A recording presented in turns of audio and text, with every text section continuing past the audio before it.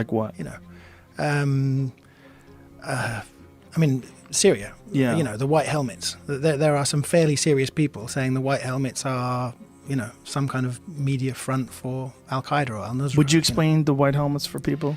So when there's a bombing and a building collapses, they go in and drag people out and get them medical attention as quick as possible. And people think that they're somehow or another involved in it. They're a front. Yeah, and the footage is faked in order to drum up sympathy for the rebel-held areas.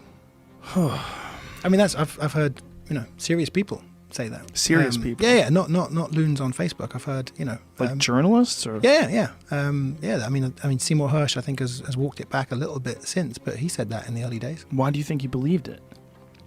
I read a really interesting article about him just a few days ago. Where was it? I forget what it was. It was, you know, the not expose, but a really good look at him. And I think he's just spent his career believing rightly that the government lies about all kinds of things, and that's got him into a point where he thinks, well, they always lie, no matter what.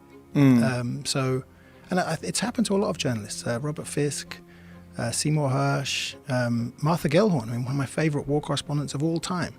I reread some of her stuff recently, and the first batch of war reporting she did, I think, is the best war reporting I've ever read.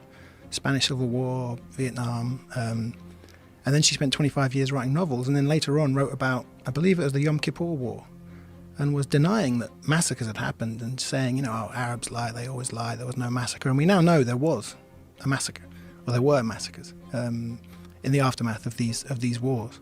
So I don't know what happens. I mean, maybe if you just do this for too long, you just become so cynical that you're open to these things. But I'm amazed that Seymour Hersh is open to that idea. When the very people that are calling it, the very people that have boots on the ground and that are in these war zones and calling these things, when they become cynical and they become jaded, that's when it gets really, really sketchy.